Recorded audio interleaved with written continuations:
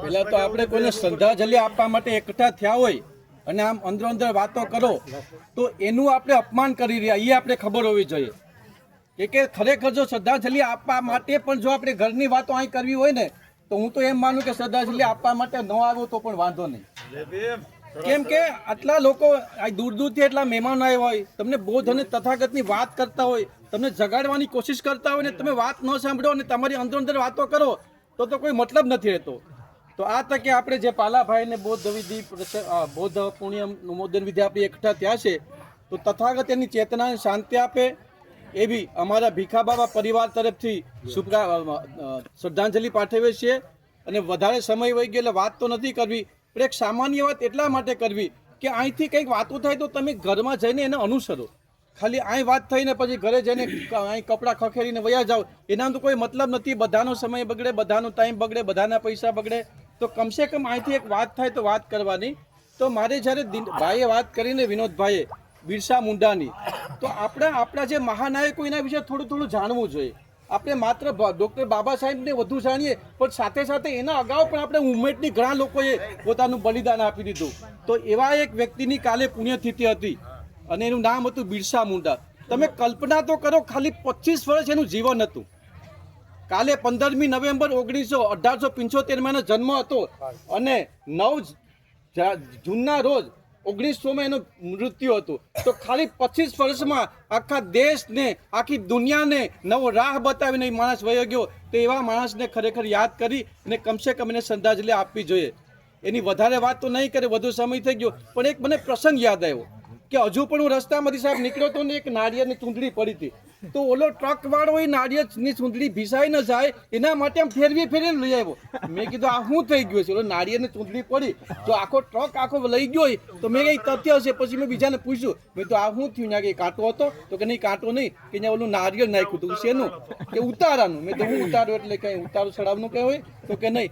તો કલ્પના કરો આજે 19મી 20મી સદીમાં પણ જો આપણે નાળિયેરથી ભાગતા હોય તો જ્યારે બિરસા મુંડાનો એક પ્રસંગ યાદ કરજો. બિરસા મુંડા જ્યારે જેની ક્રિશ્ચન મિશનની સ્કૂલમાં ભણી ને જ્યારે ઘરે આવ્યો ને ત્યારે દુષ્કાળનો માહોલ હતો. લોકોને ઘરમાં જમવા માટે અનાજ ન મળતું, ઘરમાં દાણા ન હતા. એટલે ત્યારે એને કીધું કે મારા પપ્પા ક્યાં ગયા? ત્યારે એની મમ્મીનું નામ હતું કરમુહાટી. તો કરમુહાટી કીધું કે તારા પપ્પા તો જંગલમાં ગયા, ખાવાનું આપણા ઘરમાં તો અનાજ નથી, તો જંગલમાંથી કંઈક ફળફૂલ લાવીને આપણા માટે લાવશે. તો ત્યારે જંગલમાં પણ પેલા છે ને એવા ફળ હતા, જંગલની ફળ માણસ ખાઈને જીવન વિતાવી શકતા, એના મૂળિયા પણ ખાઈ શકતા. અમુક ઝાડ એવું હોય કે એના મૂળિયા પણ તમે ખાઈ શકો. જ્યારે મૂળિયા લઈને ખરાબે તો ઘણા ખાય. ત્યારે બિરસા મુંડાને થયું કે હારું આટલી તકલીફ, આટલો દુષ્કાળ અને આ અંગ્રેજોનું રાજ, આમાં કઈ રીતે ટકવું? અને દુષ્કાળ એટલો બધો પડ્યો કે એની વાત પૂછોમાં. પણ ત્યાં એટલી અંધશ્રદ્ધા હતી કે આપણી બહેનો વાત કરે ને કે બહેનો જ્યારે ત્રાંસવા તોફાવે. શું કામ તોફાવે? એ એવું માને કે ભેગું કંઈ નહીં આવે, ત્રાંસવા આવશે, બરાબર? એટલે ત્રાંસવા તોફાવે. પણ ત્યાં એવી આદિવાસીઓમાં એવો ચલણ હતો કે જે દીકરીએ ઘરેણા પીડા હોય ને, સોના ચાંદી દાગીના, એ ઘરેણા પણ માણસ મરે ને એના ભેગા દફનાવી દેવાનું. એટલે બિરસા મુંડાને એમ થયું કે સારું એક બાજુ ખાવાનું અન્ન નથી, માણસ પૈસા નથી, અને આવા કિંમતી સોના ચાંદીના દાગીના જો આપણે દફનાવી દેશું તો આ તો અંધશ્રદ્ધા છે. એટલે એણે શું કર્યું કે બાજુમાં એક બેન મરી ગયા હતા ને એને ત્યાં ગયો વિધિમાં ગયો ને રાતે જે હતા દાગીના દાટેલા હતા ને એ બધી કાઢી આવ્યો. દાગીના કાઢીને પછી એને શું કર્યું કે જે જમીનદાર હોય ને એ દાગીના લઈને એની અનાજની બોરી લઈ આવ્યો. અનાજની બોરી લઈને જ્યારે એની ઘરમાં ગયો ત્યારે એની મમ્મીએ પૂછ્યું કે બેટા એટલી મોટી બોરી ક્યારે લઈ આવ્યો? આ તો અત્યારે તો દુષ્કાળ છે, ક્યાં અનાજ નથી. તો એને કીધું કે મહેનત કરીને લાવ્યો. તેની મમ્મીને શંકા ગઈ કે નહીં મહેનત કરીને તો ન લાવે. જ્યારે સારા દિવસો હતા, દુષ્કાળ નહોતો, ત્યારે પણ આ કંઈ કામ નહોતો કરતો. તેટલી વારમાં કામ શું કર્યું?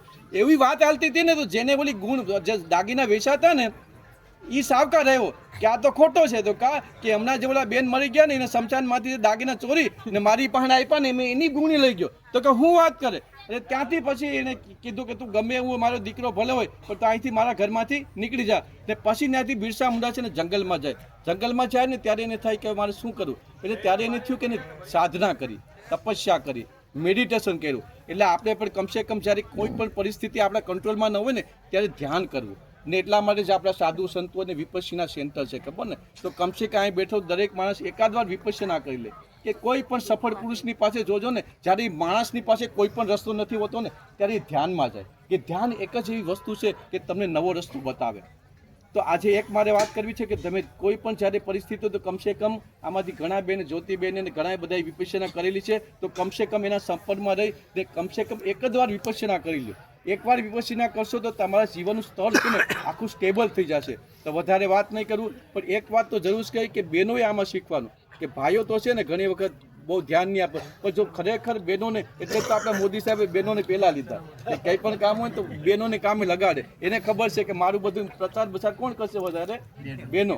તો વધારે વાત નહીં ને હું અહીંયા કાગળિયા જે આપણા 2 ડિસેમ્બરે આપણા સોનારીયામાં નેત્રનિદાન કેમ રાખ્યો ને એના કાગળિયા હું પેલા બહેનોને જ આપવાનું છે કે એ જ બેનને સાચવશે. બાકી મેં કાલે એક ડાયરો હતો ને એ કાગળી આપ્યું ને તો ઓલી બનાવી શું કરે ઉડાડવાનું, હોળી બનાવી હોળી બનીને ઉડાડી. મેં તો ભાઈ અહીં તો ઘણી શાંતિથી બે એટલે જે કાગળિયા છે એ બહેનોને જ આપવાનું. અને બહેનોએ બધાને કહેવાનું છે કે દર મહિનાના અંગ્રેજી મહિનાના પહેલા મંગળવારે સોનારિયા ગામે નેત્રયજ્ઞ નિદાન કેમ્પ હોય વીરનગરનો, એમાં ફ્રી વિનામૂલ્યે ઓપરેશન કરી આપવામાં આવશે અને નેત્રમણી પણ ફ્રી બેસાડી આપવામાં આવશે.